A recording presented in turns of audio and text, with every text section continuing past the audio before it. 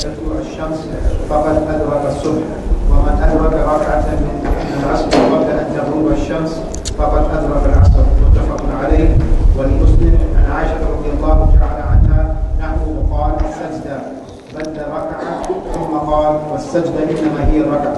Narrated Abu Hurairah رضي الله تعالى عنه when the Prophet sallallahu alayhi wa sallam said, he who prays a rak'ah of the Fajr prayer before the sun rises has offered the dawn prayer in its time. He who prays a rak'ah of the Asr prayer before the sun sets has offered the afternoon prayer, agreed upon. Muslim reported the same above hadith, another version narrated by Aisha radiallahu ta'ala anha, who narrated sajda instead of the word rak'ah. And then Muslim said, a sajda implies rak'ah. Bismillah, alhamdulillah, wassalatu wassalamu ala rasulillah. Last week we started the explanation of this hadith, and we said that in English translation here, they said, Muslims said, there is a debate between the scholars if this word, which is sajdah, means rak'ah. Is this the statement from the narrator, a non-Muslim, the narrator of the hadith, one of the narrators of the hadith, or it is from the Prophet ﷺ himself? And there is a debate between the scholars, and it seems to be like most likely mudraj, yani been added to the hadith from one of the narrator as a form of explanation. Okay, because there is a concept in ilm al-hadith, it's called idraj. Idraj, it means when the narrator adds something to the text which is not from the Prophet ﷺ, but the narrator added for reasons. And al-idraj, different types. Number one, huwa bayan hukum. Sometimes he add the rulings. So for the companion, the ruling is well established by other evidence, and he want to make that point while he's narrating the hadith. Sometimes it is to explain what the word means. Might not very common Arabic word, okay? Also, sometimes it is something ambiguous. يكون إبهام في الحديث فيبينها الراوي. So there is ambiguity in the hadith. So the narrator will explain what this words exactly meant or means. Sometimes it will be the understanding of the narrator. So he understood, and this understanding, it is his own personal opinion. Like for instance, the Prophet ﷺ said, إِنَّ لِلَّهِ تِسْعَ وَتِسْعِينَ اسْمًا مَنْ أَحْصَاهَا دَخَلَ الْجَنَّةِ. Allah has 99 names, whoever make ihsa for it will enter Jannah. That's what the Prophet said. So one of the narrator of the hadith said, and they are, and he mentioned 99 names, which is, you see it hanging somewhere, I'm sure here.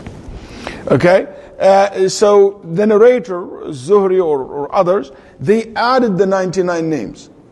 So it sounds like as the Prophet said the 99 names, but the reality is it's not from the Prophet ﷺ. It's actually udraj. So the narrator add to the hadith his understanding.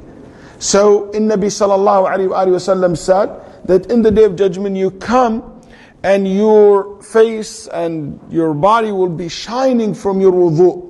So Abu Hurairah understood that the wudu caused this light. So, and this light will be based on the area which is your hand, your face, your feet when you wash it. That's right. So Abu Hurairah understood if you want more light, add more water, wash more. So Abu Hurairah used to take the water all the way to his, basically to the underarm. He add water beyond the elbow. So the nur will be more. The legs as well. He add, some of them he used to go to the half of the legs. So they add to it. So he said, after he read the hadith, فَمَنِ اسْتَطَاعَ مِنْكُمْ أَنْ يُطِيلَ غُرَّتَهُ فَلْيَفْعَلْ. If one of you can increase the ghurra, increase the light, do so. That's not from the Prophet ﷺ. So that's an example of his ijtihad. Sometimes he has a ruling established for him, so he added to the hadith, the narrator. غَيُّرُ shape, change the gray hair. There is a debate if the next statement is it from the Prophet ﷺ or the narrator. وَجَنِّبُوهُ السَّوَادِ Mubarak Furi قال إن هذا مدرج. Al-Azim Abadi, some of the scholars said that this additions and avoid black color. They said avoid black color. Is it from the Prophet ﷺ or the narrator added to the text? Because that's a ruling that was established for him. Yani he understand that ruling. So here you see, so this is something we look at what the muhaddith, how we figure that out. How we will find out. Basically by collecting all the chain of narrations and all the different narrations. So you will see that one of the students of that Rawi or that narrator who added it will mention, and he said. Because if you hear it from me, it will be easy to understand it. But if you transmit it to next, it will not be clear which one is the Prophet ﷺ full stop, which one is the, is the addition or the comment of the narrator. And by collecting all the narrations, you will be able to figure that out. That's why this is one of the very detailed and very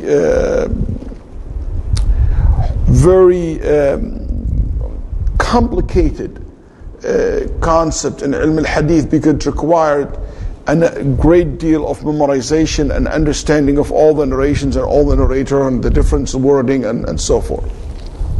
Very sophisticated, that the word I was looking for. Anyway, we look at this narration, we found it is only in Sahih Muslim, it's only been added in one of the narrator, but all the other narration never said that. So it looks like something been added to the text. And by the way, this addition is clear. Sajda, which is sujood, it is referred to the whole rak'ah. That's linguistically make perfect sense.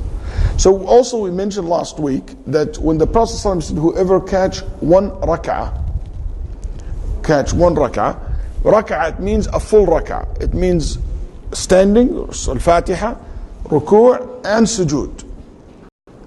That means you have basically prayed one full rak'ah before the sunset or before the sunrise. So it's not one sujood, no, the whole entire thing, in order for you to catch the salah. Al-idrak, man adraka, al-idrak in Arabic language, to mean to catch something before it is gone. تلحق عليه في آخر الشيء. يعني you barely caught it. طيب, we said, what are the ruling that we learn from this hadith? Number one, the Prophet said, whoever caught or prayed one rak'ah before the sun rise, shows you that Fajr prayer end at the sunrise. Because remember, some ulama said Fajr prayer, a little bit, some of them, بعض الشافعية, not a very famous opinion, but بعض الشافعية said that it is basically when the light is so strong, even before the sunrise. But that's wrong, because the Nabi ﷺ said here clearly that before the sunrise. So that means that Fajr end when the sun comes out. Also, we learn from this hadith, when the Prophet said, whoever caught one rak'ah before the sunrise, he had prayed Fajr. Does that means Fajr became for that person only one rak'ah?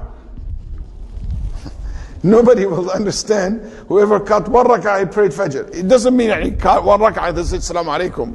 No, one rak'ah before the sunrise, but obviously you have to pray the rest of the salah. But what about Maghrib? Whoever catch one rak'ah before, or Asr, whoever catch one rak'ah before the sun goes down, he basically caught Asr prayer. He prayed Asr prayer. It doesn't mean that Asr prayer is one rak'ah. It means like you start one, even if the rest of the salah happen after the sun goes down, you still prayed Asr. Is that clear? طيب. That's why there is another narration from al-Bayhaqi, من أدرك من الصبح ركعة قبل أن تطلع الشمس وركعة بعد أن تطلع فقد أدرك الصبح. In Sunan al-Bayhaqi, very explicit. Whoever caught one rak'ah before the sun rise, and the second rak'ah was after the sunrise, prayed Fajr. Because after the sunrise, it's not called Fajr prayer. It's called what? Making up Fajr prayer. Qada. I remember one brother told me he went to a conference with a doctor. MashaAllah, a man like in his late 50s or early 60s. He said, we came up, we went to pray Fajr in the masjid, we came back in one of the Muslim countries. Then he said, MashaAllah, like after we wake up in the morning, or midday, or around like 8 o'clock or something like that, or 9 o'clock, the guy was praying. Then after he finished, I told him, MashaAllah, you pray duha, yani. I'm very happy. He said, no, أنا بصلي الصبح. He said, I'm praying subh. He said, subh, it means morning prayer. He said, yeah, but you already did. He said, no, I didn't. I just now praying. He said, we went and we prayed in the masjid. He said, yeah, that was very, I love that prayer. It was very nice actually prayer. He doesn't know that he said that's a night prayer. It's in the night. He said it was dark, so it cannot be subh, cannot be morning prayer. All his life, he doesn't know that Fajr comes when it's still dark. And I'm talking about a guy who is in his 60s, and he's from a Muslim country. All his life thought subh prayer, morning prayer, it's after the sunrise. So that's how ignorant some people can be. Question: is this hadith applied to other salat as well?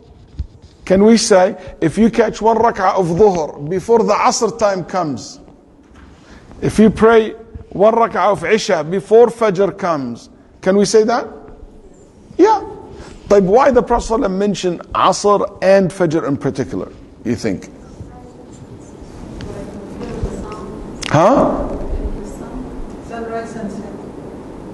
Yeah, but why? If it's applied to all salawat, what's the hikmah, the wisdom of mentioning those two salahs in particular?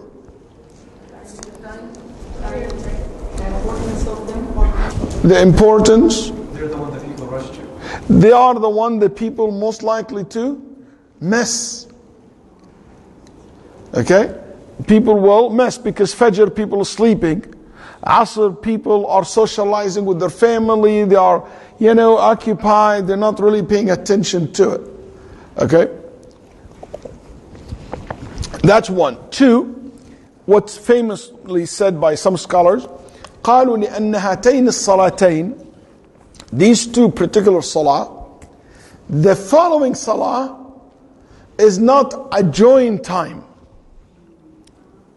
Yani after dhuhr, asr comes.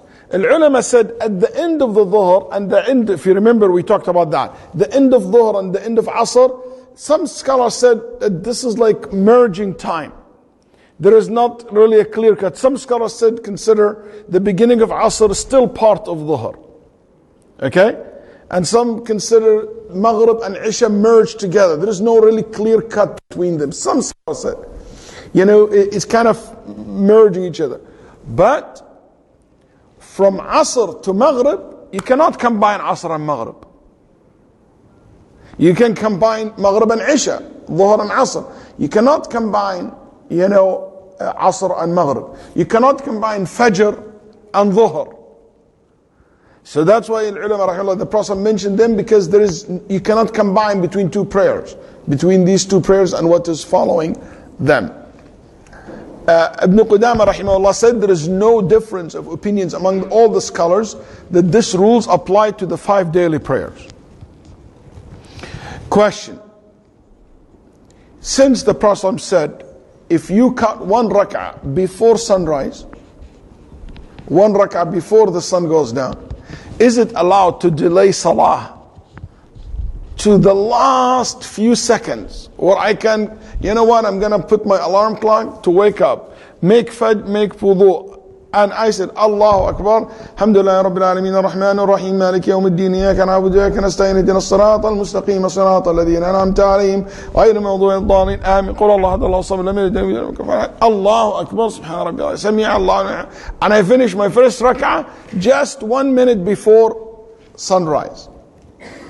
I catch Fajr, I catch Maghrib, or I catch Asr. Can I intentionally delay the salah to the end? No. No, not allowed. And some of the fuqaha said there is a consensus among the scholars that this is not allowed. And it is a risk that you should not take. Okay? I don't think there is a consensus, because there is some scholars said it is optional. You can delay the salah because all this is considered time. You can delay it. But I can tell you the overwhelming number of the scholars completely said no, you should try to pray on the safe time. You don't delay to the last second. You don't take that risk. Otherwise, there is some Shafi'iyah, Nawawi rahimahullah mentioned them, who said, yes, you're allowed to delay it all the way to the last minute. As long as you make one rak'ah before the time end. But again, I don't agree with that. Nabi Sallallahu Alaihi Wasallam encouraged us to pray the salah in the beginning of the time. Question. If I catch one rak'ah before the sun goes down or the sun comes out, Fajr or Asr, is this salah as whole considered ada or qada? Is this salah prayed on time or I made it up? See, the Shafi'i, the Hanbali, the Shafi'i and the Hanbali, they said it is on time, ada. Exactly as if you pray the salah in the middle of the time. Okay? Why? Because the Nabi Sallallahu Alaihi Wasallam said, فَقَدْ أَدْرَكَ الصَّلَاةِ. The Prophet said, he caught Asr prayer. So he caught the Asr prayer. He caught Fajr prayer. Tamam? Is Hanafiya rahimahumullah? No. They didn't agree with that. The Hanafi, and it's one opinion among the Shafi'iyya, they said, no. One rak'ah is ada, and one rak'ah is qada. They said whatever you prayed before the sun rise, or the sun goes down, or the time end, that's considered praying on time. But the rest of the salah, you're making it up. Okay? And this is not really very good argument. The majority of the fuqaha have a better argument, because the Prophet said explicitly, cut the salah, catch the salah. You prayed. And it means you prayed on time.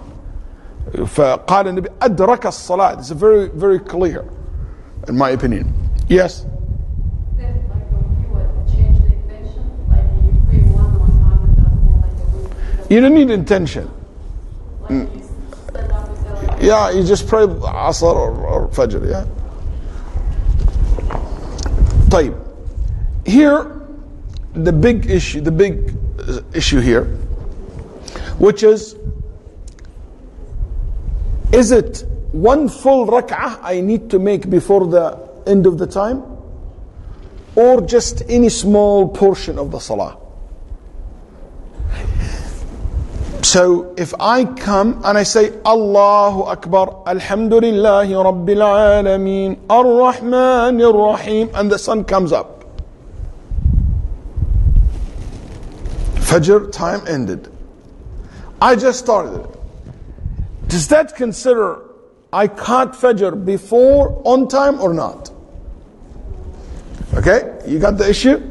I said Allahu Akbar, I finish, Sami Allahu liman hamida, the sun goes down. Did I pray Asr or not yet? First rak'ah. So that's basically that issue. There's two positions among the scholars. Number one, if you catch anything before the end of the time, is considered catching the salah. Even if it is Allahu Akbar, Takbiratul Ihram. They said catching anything in salah, even Takbiratul Ihram, is sufficient to be considered, for that person to be considered he prayed on time. Okay? Why? They said because the Nabi Sallallahu Alaihi Wasallam said, or in the hadith, Man adraka sajdatan, whoever caught sajda, يعني مقدار sajda, the time of sajda, So sajda is just an example of short period of time. So they said that's their evidence basically. And they said if this is the case, he prayed on time, or she prayed on time. That's the Hanafi position. That's the Hanbali as well, famous opinion among the Hanabila. And it looks like the official position of the Hanbalis. One opinion among the Shafi'iyya. So it's a very popular opinion. And it's all based on the narration, whoever prayed one sajda. They said one sajda means as much as sajda, and just part of the salah, any part of the salah. The second opinion, which is the Maliki's position, and one opinion among the Shafi'iyya, one opinion among the Hanabila. They said no, it has to be a full, complete rak'ah. Why? Because the Nabi Sallallahu Alaihi Wasallam said whoever cut one rak'ah, and sajda, it was explained in the hadith as one rak'ah. And they said, if this is from the Prophet Sallallahu Alaihi Wasallam, this addition, and sajda, it means rak'ah, done deal. And if it's not from the Prophet Sallallahu Alaihi Wasallam, it is the narrator added. We have rules in fiqh, or in ilm al-hadith, in science of hadith. أن الراوي أعلم بما روى. Al-Rawi and the narrator understand the narration the best. The best one to understand the narration is the narrator. Not all the time, because that's not consistent necessarily. Because the Nabi Sallallahu Alaihi Wasallam قال وَرُبَّ حَامِلِ فِقْهِ إِلَى مَنْ هُوَ أَفْقَهْ مِنْ. Sometimes you narrate something and other people understand it better than you.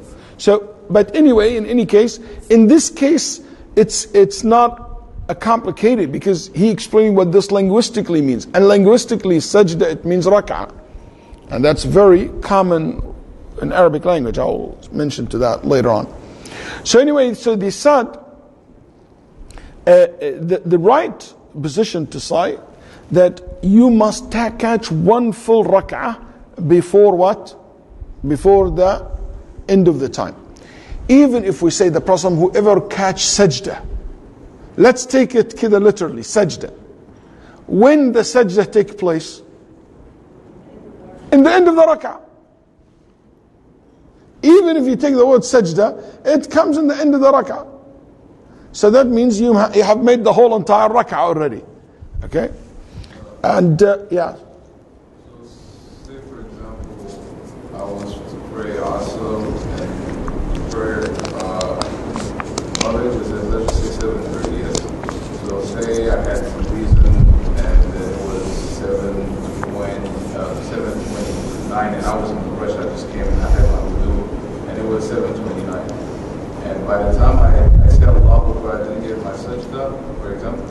You have to finish your second sajda before Maghrib enter. Let's say I didn't even make one sajda. According to the majority of the fuqaha, exactly, that's the debate. Some scholars said any part of the salah will be sufficient. The other group said no, it has to be full rak'ah. That's the strongest opinion. My question is, if I start the prayer and I didn't get to the rak'ah part, but Maghrib enters, say my phone starts making the azan, do I stop the prayer to start the niyyah of qada, or You didn't. There is no such thing called niyyah for qada. There's no such things. It's a pray. My intention to pray asr. We don't say I intention to pray asr qada or fada. That's just nothing like that. You just prayed asr, you prayed maghrib, you prayed isha. That's your intention. But no, you continue your salah. But doesn't count as on time or not? According to the majority, no. Okay. Here, the point that the brother mentioned is interesting. But the ulama talk about one particular salah. They said, if you praying Fajr, only Fajr, particular. Or they talk about Fajr in particular. They said, if you pray Fajr, and you prayed the first rak'ah, okay? And while you're praying the first rak'ah, in the second rak'ah, the sun rise. What should you do? The Fajr time ended while you're in the middle of the Salah. Obviously you say, Sheikh, you just said to us. And that's why the Shafi'i, the Malik, Shafi'i, Malik, Ahmad, Ishaq, Abu Thawr, I can give you a long list of scholars said, your Salah is correct, you just finish the second one, done. Okay? Why? Because in the Nabi Sallallahu Alaihi Wasallam, you catch one rak'ah before the sun rise, you catch the Salah. Also Shafi'i and al-Bayhaqi reported that Anas ibn Malik radiallahu anh said, Abu Bakr radiallahu anh once prayed Fajr with people. Okay, صلى الفجر بالناس. And he started reading Surah Al-Baqarah. ألف لام ميم ذلك الكتاب لا ريب فيه. He finished Salat Al-Fajr, and after he finished Salat Al-Fajr, people told him, you almost missed Fajr.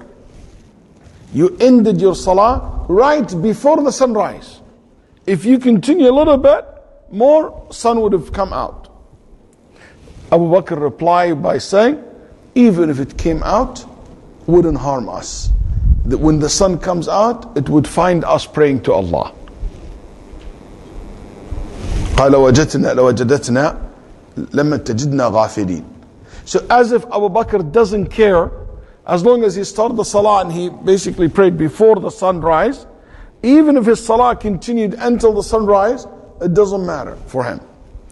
And the Shafi'i al-Bayhaqi used that. Ibn Hibban said it's an authentic narration. And they said Abu Bakr did this with the Sahaba, and the majority of the Sahaba still in Medina behind him, and none of them objected to that. Okay?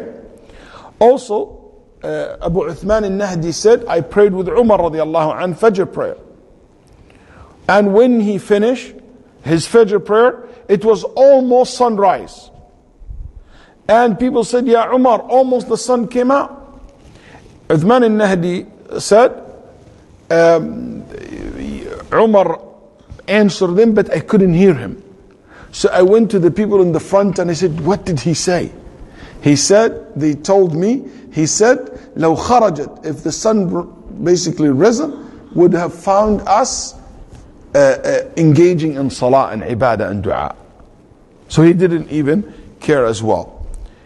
So that shows you, if you pray part of your time outside in the time, but it continued until the time ended, it doesn't really hurt your salah, it doesn't affect your salah. Here, the Hanafi said no.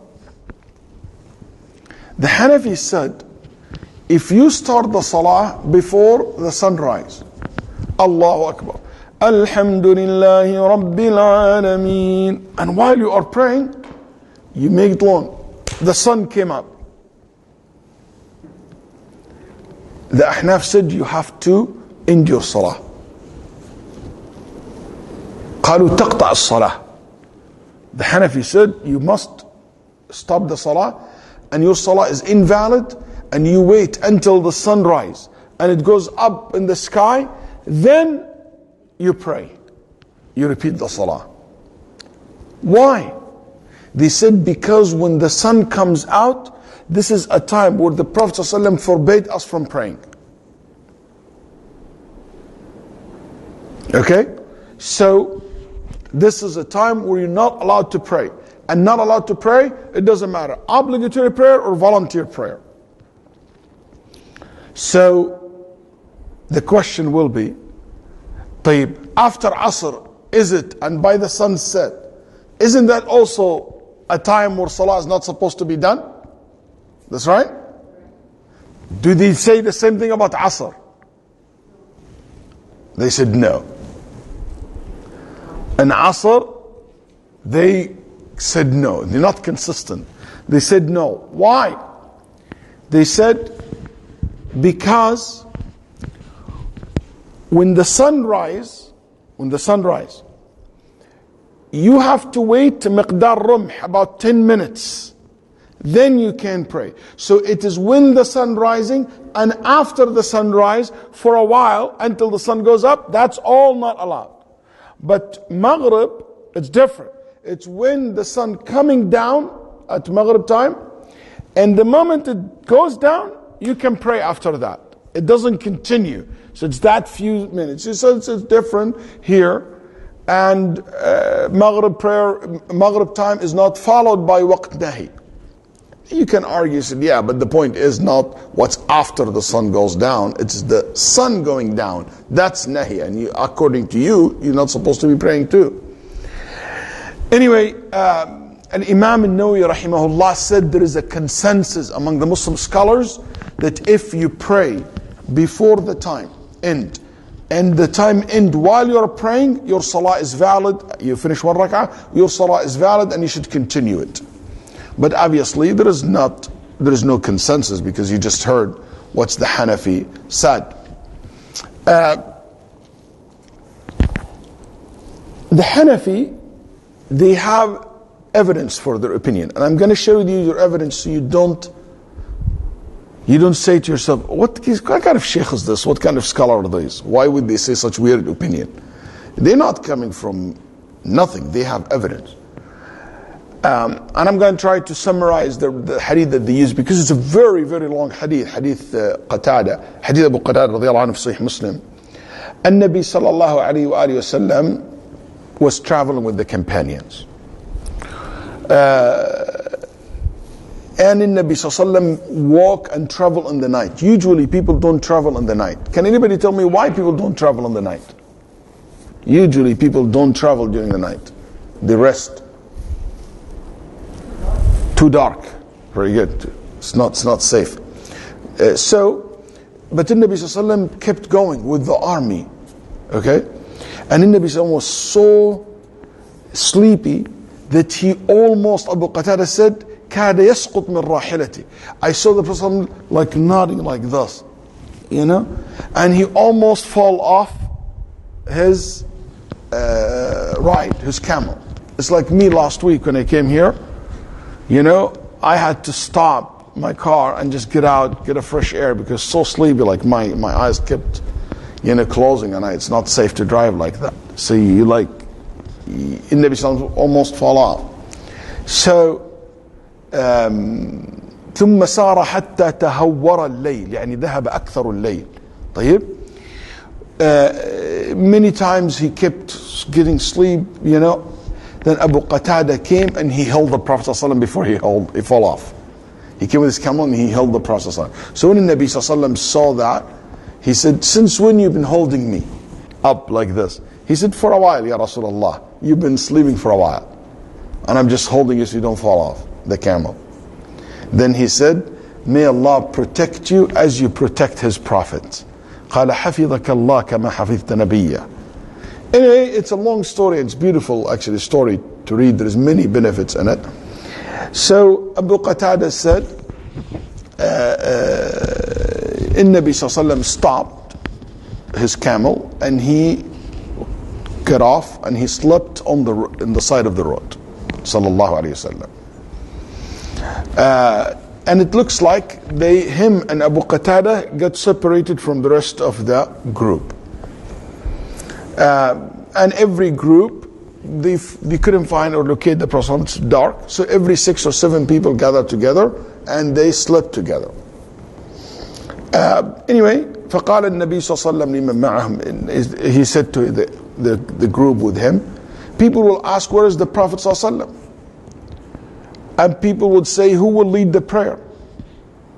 And Abu Bakr and Umar will tell them that the Nabi صلى الله عليه وسلم behind. If they listen to Abu Bakr and Umar, yarshudu.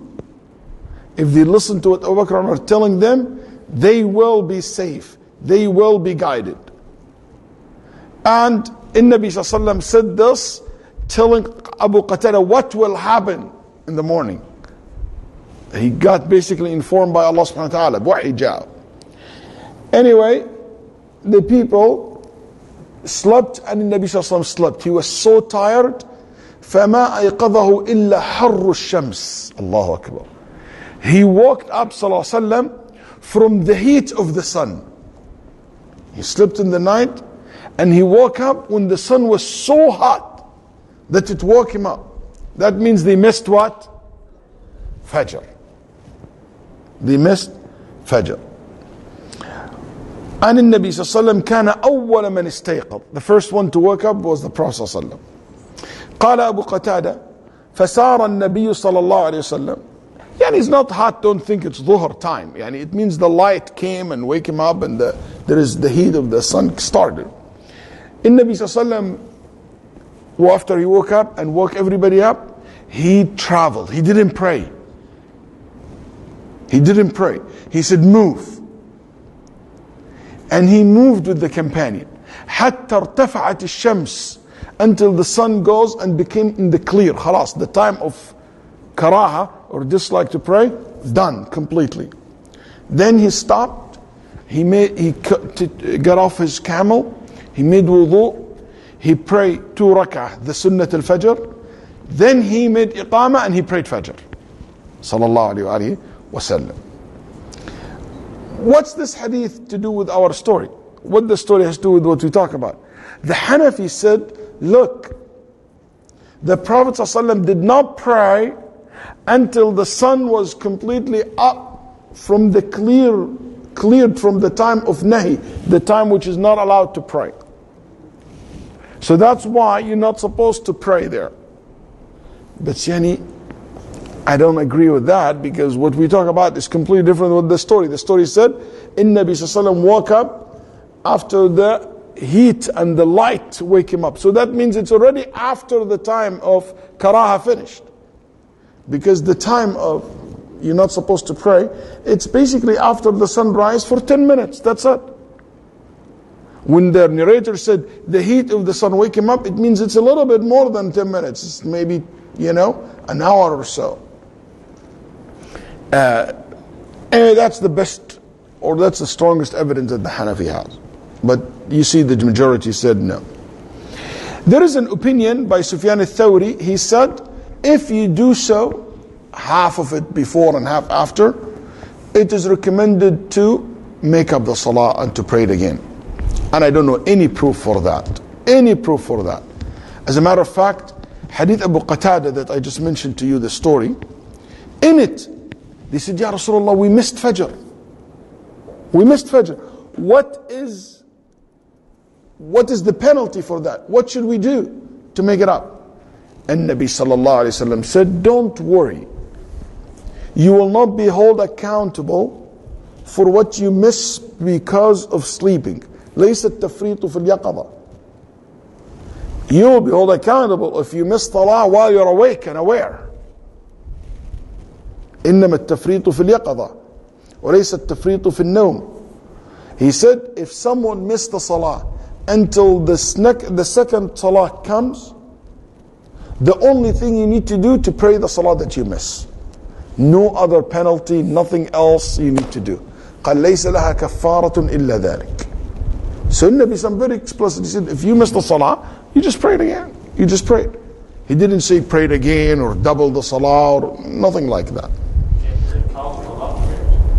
Huh? Yeah, it's qada because after the time. By the way, I don't know if you guys need that or not. The narration in Sahih Muslim said, فَإِذَا كَانَ مِنَ الْغَدْ فَلْيُصَلِّهَا لِوَقْتِهَا. The hadith in Muslim, it says, so tomorrow you pray it on time. You pray it on the time or in time. What that means, إذا كان من الغد فليصلي لوقتها. بعض الناس قد يقول يعني معناها إن أنا أعيدها مرة ثانية بكرة. Some people might think, oh, so tomorrow pray it again? Yani if I miss Fajr today, I wait until tomorrow. When tomorrow I pray Fajr 2 times? Yani 2 Fajr? Is that what the hadith says? No. The hadith says, when you miss the salah, you pray it. But next day, make sure you pray it on time. You understand? Make sure next day you pray it on time. Yeah. يعني معناها من الغد لا تضيع الصلاة. Tomorrow don't miss it again. Tomorrow pray on time. Go ahead. What about the artillery that fires instead of trying to immediately He said, sallallahu there is another narration explained that the Sahaba were so disturbed. Some of them put the sand on their heads. Oh, we are doomed. We did this. We missed the salah. We didn't. And they were so disturbed, crying. weeping, putting their heads, subhanAllah, because they missed Fajr. Once in their lifetime. They weeping, crying, and they couldn't take it. It's a huge deal for them. For us, wallahi, people wake up, Fajr missed, adi, no problem. Nothing. So, النبي قال ما أريد أن أصلي في مكان حضرني فيه الشيطان. I don't want to pray in a place where the shaitan slept with us or was among us. He made them like go deep into sleep. So also psychologically, he walk, travel. Even the narrator said, by the time he stopped, we're so exhausted that we couldn't say anything. We just prayed.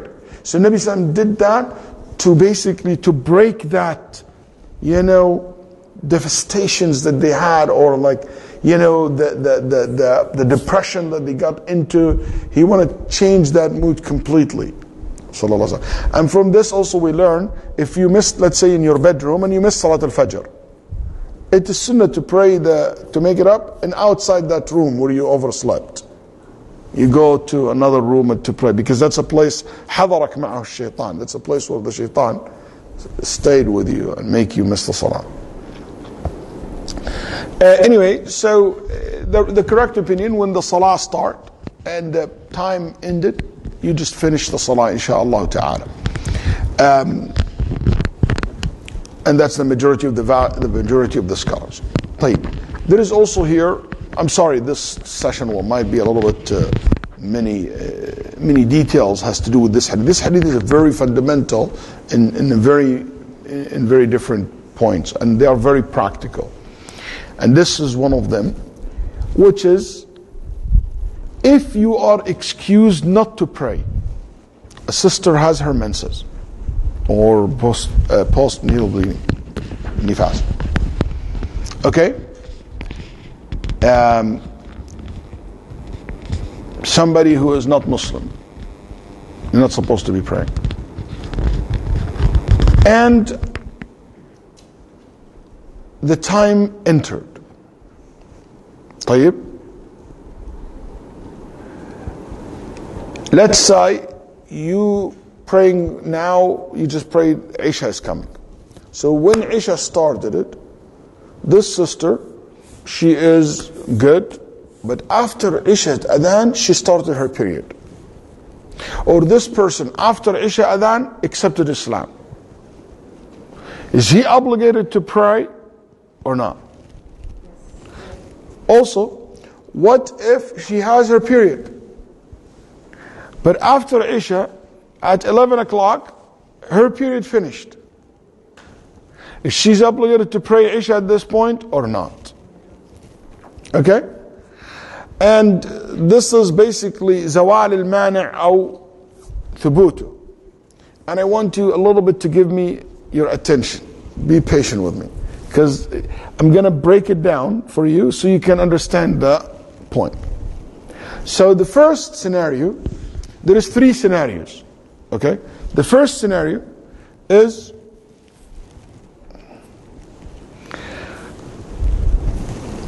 a person who, let's say, we'll take the example. A sister had her period. At the end of the time, her period finished. Before Fajr, she finished. She has her period. Before Isha Adhan, and Maghrib started, she has her period. Before Isha, it ended. Okay? Somebody is insane, just hypothetically. Majnoon. He came back to his sanity before Maghrib time. Is he obligated to pray Asr? You see what I'm saying? So the reason for the Salah not to be obligated in that person ended before the time end of that particular Salah. What we do? In this case, Al-Ulama rahimahullah, some scholars said, if you ended that reason in a time where it is enough to pray one full rak'ah, that means this salah is obligatory on you. She finished her period before Isha, 5 minutes before Isha. 5 minutes enough for her to pray one rak'ah. So that means that Maghrib prayer is must. Is that clear? That's the first opinion. And why? Because the Nabi Sallallahu Alaihi Wasallam said, if you catch one rak'ah, you catch the salah. The hadith says, catch one rak'ah, يعتبر إدراك الصلاة بإدراك ركعة. طيب. And that's Malik. That's the opinion of Imam Ahmad rahimahullah. And large number of Salaf said that. Ibn Taymiyyah rahimahullah chose that as well. The second opinion said, no, not one rak'ah. If you finish your period in a time which is enough to say Allahu Akbar, this salah became obligatory in you. قالوا لو تكبيرة, not full rak'ah, takbirah. Instead of 5 minutes or 2 minutes, you make one rak'ah in 2 minutes, and you say Allah Akbar in 2 seconds, he said, that's enough. Okay? Even 1 minute before the sunrise, you have to do. طيب, what that means? Yani they said, you go, take a shower, and go pray. Even if the time out, still you pray the salah. So let's say the sun comes up, it doesn't matter. We said you pray Fajr, you pray the Maghrib that you just missed. Why? They said, again because of the narration, sajda, whoever catch one sajda, like even if it's a time of sajda. Also the Prophet ﷺ said, if you catch one sajda before the sunrise, finish your salah. And they said sajda means a time of sajda. Even though I don't agree with that, because the word sajda, I explained to you, that doesn't mean really sujood, it means a full rak'ah. Number 3. Al-ulama rahimahumullah said, the third opinion said, no, it only became obligatory if you have enough time to pray the whole entire prayer. For Asr, 4 rak'ah, Maghrib, 3 rak'ah, Isha, 4 rak'ah, Fajr, 2 rak'ahs. طيب. And that's the position of Imam al-Awza'i rahimahullah and Imam Ibn Hazm rahimahullah ta'ala. I don't agree with this opinion as well, because why? Because based on this opinion, you have to do the 4 rak'ah, the full salah, in order for you to catch the salah. That contradicts the hadith that we just studied. The hadith said 1 rak'ah to catch, as if you can catch the salah. But based on Al-Awza'i's opinion, that you only catch the salah if you pray the full 4 rak'ahs. So these are the 3 opinions, first opinion among the scholars, when it comes to the one who's their excuse in before the end of the time. But the opposite. What if the excuse comes while you are in the time? Like, I just prayed Dhuhr, adhan was called. But before Asr comes, the period started. What the sister would do. Okay? This issue, also there is a debate between the scholars. It might be a little bit less complicated than the previous one, but I'll tell you what they said. They said, if she starts her period in the time of the salah, okay, after the time entered, if the time entered the salah, and that time was enough to make 1 rak'ah, let's say 3:30 start or 1:30 dhuhr start. So you do 1 rak'ah in what, 2 minutes? If your period start 1:32, you have to pray dhuhr. In another word, you have to pray dhuhr. And this opinion is mentioned by some of the fuqaha, al-Shafi'iyya rahimahumullah ta'ala. The second said, no, not 1 rak'ah, even 1 takbirah, Allahu Akbar. So 1 second is enough. Okay? And that's Imam Ahmad rahimahullah said that. And it is a position of many of the tabi'een, like Qatada wa Sha'bi wa Nakhai wa Jama'a min al-tabi'een. Very quickly, just give me 1 second. The third opinion, if, obviously you can figure it out yourself, if the time start and she had enough time to pray the full salah, 4 rak'ah for Asr, 4 rak'ah for Dhuhr, like Al-Awza'i said earlier. The fourth, they said, Abu Hanifa rahimahullah has a completely different approach to it. Abu Hanifa said, the salah will become obligatory on you, listen carefully,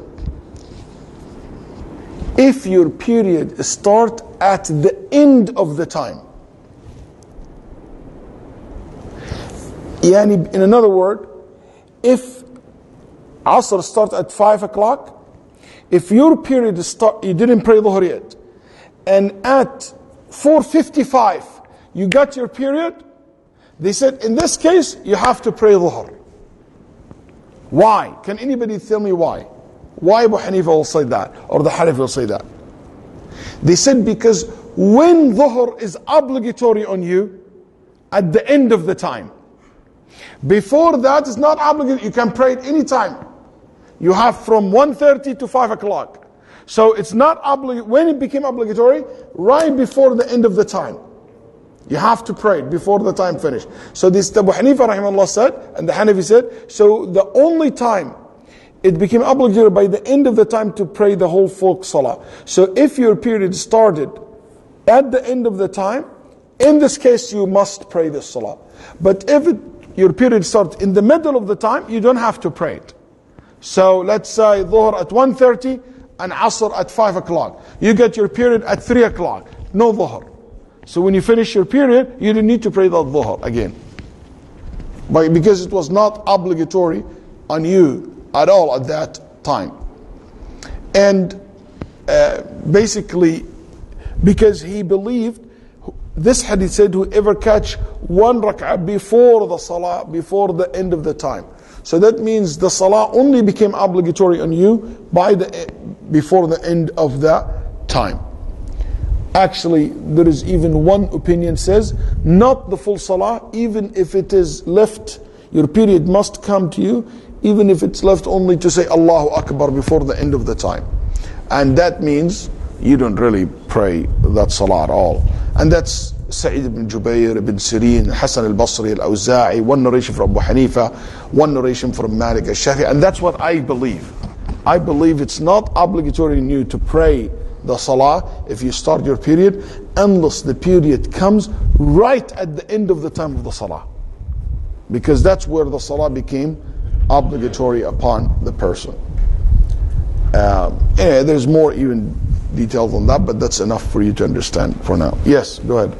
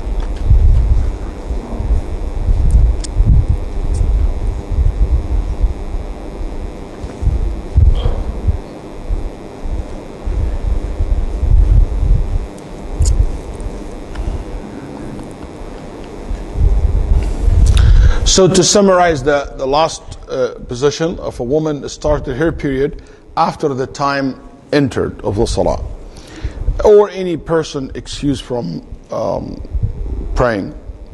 So the first opinion was, if this period, for example, started after the time started, for what is enough to pray the full salah. Some said what's enough to say only one takbirah, Allahu Akbar. Some said in the end, you wait until the end of the time, if it's enough to do the full salah. Some said no, if it's the end, enough time to just say Allahu Akbar, it became obligatory upon you to make the salah, but if it is not obligatory on you to make up that salah, khalas, it is forgiven. So here you see that the ulama rahimahumullah ta'ala have all these difference of opinions about it, and I do believe that the salah became obligatory upon you. Salatul Dhuhr became must 100% at the end of Dhuhr time. So if the period came during the basically first hour or two in Dhuhr time, it's not obligatory to make the salah after you finish your period. But if your period came right at the end of Dhuhr and you didn't pray Dhuhr yet, in this case you have to make up this salah later on. After you finish your period and you make your ghusl, basically you have to make it up. The third scenario, so the first scenario, if the excuse exists and finish before the time of the salah finish. Your salah, the time of the salah entered and you don't have period, you don't have an excuse for salah, but the excuse appeared later. The third scenario, which is very obvious, what if you, during the whole time, from the beginning to the end, excused from the salah? Yani you start your period before Dhuhr. So the whole entire Dhuhr time, you have your period. Somebody majnoon the whole time. Obviously, very obvious, you don't need to make it up, that's right, because women don't make up the salah. طيب. If this is the case, okay, if this is the case, we say that's something agreed upon between the scholars, except one scenario. There is one scenario, there is a debate over it, which is if you fainted. Al-Ighma. If you fainted, if you put into sleep, anesthesia, if you're in coma, in hospital, and this coma for 24 hours, for 6 hours. So the time start and ended while you are in coma, fainted. What will be the ruling here? Al-ulama rahimahullah have different positions. The first position, they said, if you fainted or you get into coma before the time start and you continued until the time end, this salah you didn't make it up. So somebody got in coma for 3 days. Do we tell him after he comes back to his normal situation, hey, you have to make up the 3 days? According to this opinion, no, you don't. Okay? So we don't tell him to make it up. That's the madhab al-Shafi'i rahimahullah and Malik, and that's the opinion of the great scholar among the Tabi'een, Ibn Sirin. And they have evidence to support this opinion. What is it? They said, because the Nabi sallallahu alaihi wasallam said in this hadith, why I'm bringing this issue is all related to the hadith. Their first evidence come from our hadith. Man adraka rak'atan. If you catch one rak'ah, you catch the salah. So that person who's completely in coma did not catch any rak'ah, so that's why didn't catch the salah. Okay? So the salah is not something that it's obligatory on him. Also the Prophet ﷺ said, Man nama an salatin aw nasiyaha. If you slept or you forgot the prayer, you pray it when you wake up from sleep, or you pray it when you remember it. There is no penalty other than that. They said, since the Prophet ﷺ mentioned the one who's sleeping and the one who forgot, so that means they are the only two allowed to make up the salah. But other than these two, no. There's no analogy. You cannot say, because the Nabi ﷺ made these two, if other people can make up the salah or must make up the salah later on if they didn't pray, the Nabi ﷺ will give a hint, will tell us. And by the way, because of this particular hadith, you have a very strong opinion by Ibn Taymiyyah rahimahullah among the Hanabila and others. And Shawkani wrote a beautiful, lengthy argument to support this opinion. They said, because of this hadith, they said, if someone intentionally didn't pray, you know what? I'm not praying dhuhr. Kid, I didn't pray dhuhr. He cannot make up dhuhr for the rest of his life. Inshallah, if he prayed dhuhr 1,000,000 times, it doesn't count. He will meet Allah and dhuhr is missing. Only somebody in Ramadan one day said, you know what, I'm not going to fast this day. You can't make it up, ya habibi, later on. Only al-qada shuri', only making up an act of worship, only ordained for someone who missed it for a legit reason. It never was ordained in Sharia to give a second chance for someone who did it as a form of sin. The one who made it as a form of sin, his second chance is in tawbah and repentance, not to make up the salah. That's why we give the fatwa. Somebody said, Sheikh, in my youth I didn't used to pray. For 10 years I never prayed. We didn't tell him, hey, come and pray, calculate it. 10 years, that means how many salah?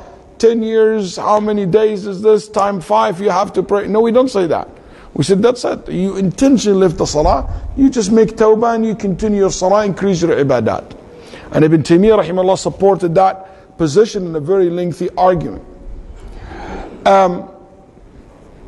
Also, another proof that they said the person who's in coma or fainted is similar to the one who's majnoon. Okay? The Prophet ﷺ said, the pen is lifted, the pen will not write against 3 people. The majnoon hatta yufiq, the one who's insane, and the child until reach the age of puberty. Okay? And the one who's sleeping until they wake up. So they said, this person who's in coma is similar to the one who's insane because his aql is mughayyab completely. He has no control over his aql, of his sanity. And the hadith, basically, famous hadith. Somebody said, Sheikh, why don't you say the one in coma is like the one who's sleeping? Why you say the one who's insane? Actually, the one in coma is not like he's more likely to be equal to one who is insane than the one who's sleeping. Why? They said for reasons. Number one, you go to sleep by choice. When you get in coma, it's not a choice, it's an accident. It's basically a drug put you in the coma. Also, sleep, you wake up. Wake you up, you wake up. But someone in coma, you cannot wake him up. Okay? So that's why ulama said that the qiyas more likely to say the one in coma to the one who's majnoon than the one who's sleeping. Also, one of the evidence that they used, that the Sahaba radiallahu anhum, some of them fainted and missed salawat and they never made it up. And Abdul Razzaq in his Musannaf and Ibn al-Mundhir in al-Awsat mentioned several narrations like this. Like Anas radiallahu anhu and Ibn Umar radiallahu anhum jami'an, they missed salawat, were in coma, and they didn't make it up. So the first opinion says, you don't need to do it. The second opinion says, no, you have to make up all the salawat. Even if you're in coma for a year, you have to make up all the salawat for a year. Why? They said because Ammar ibn Yasir fainted, and he missed Dhuhr, Asr, Maghrib and Isha. He woke up in the middle of the night. And when he woke up in the middle of the night, he made up all these salawat. Samurah bin Jundub said, if you fainted and you missed salah, you pray it when you come back to your normal situation. Umrah ibn Hussein said, you prayed all. And they said, it's like any taklif, any obligations, you will not, is not lifted from you just because you are fainted. It's just put on hold. Okay? Like women during period, they don't fast, but they have to make up the fasting. They said same concept. Anyway, they have a logic thing. I don't know if you guys can relate to it. They said, if we say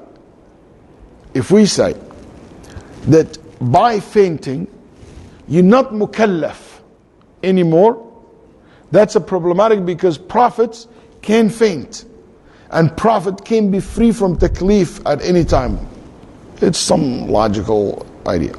The third opinion, Abu Hanifa rahimahullah, who said if the fainting is 5 salawat, 5 consecutive salahs, okay, you don't make it up. If it's more than 5, yani the moment the 6th salah entered, khalas, you don't make it up. But as long as it's only 5 or less, you have to make it up. That's what Abu Hanifa rahimahullah said. Why?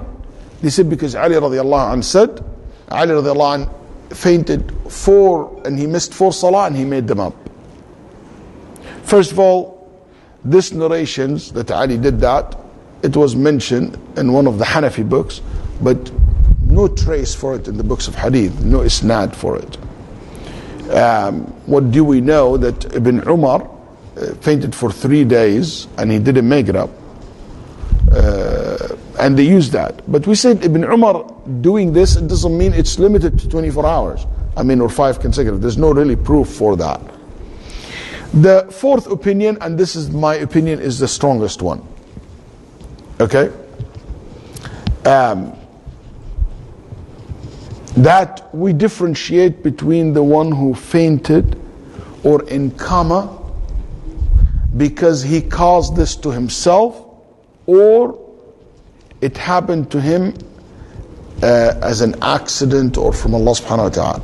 So if somebody go take anesthesia to do an operation and miss Salat al-Dhuhr, Salat al-Asr, he must make it up. Because you put yourself into sleep. But if it is an accident and you got in coma because of an accident for a month or 2 or a day or 6 or a salah, 1 salah, you don't need to make it up. Okay?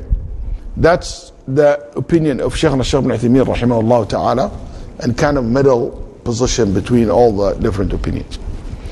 This whole debate goes back to a concept for those who reads. What time we pray? 9:30? 15? What's it now? 29? Oh, we pray 9:30. That's why I thought it's 9:30. Well, we end here inshallah. There is a khilaf, the مسألة أصولية في حاجة اسمها رفع الحرج ورفع التكليف. There's 2 concepts in usul al-fiqh. Something called رفع الحرج. يعني you still obligated but you're excused. رفع التكليف, you are excused and you're not obligated. Women, they are not obligated to pray and they are excused not to pray during menses. هذا رفع التكليف عنهم غير مكلفين بالصلاة. But in Siyam, they are excused but they are مكلفين بالصيام. That's why they have to make it up. So there is, I'm sleeping, I'm still obligated to pray. That's why we put the alarm. But I'm excused if I missed it because of my sleep. But I don't become not mukallaf completely. So this is the whole thing. Is the one in coma excused or he's not obligated? The salah on him. That's where the usuli, this is the principle that led to this difference of opinions. Anyway, that's good enough. Inshallah, next week will be Ramadan.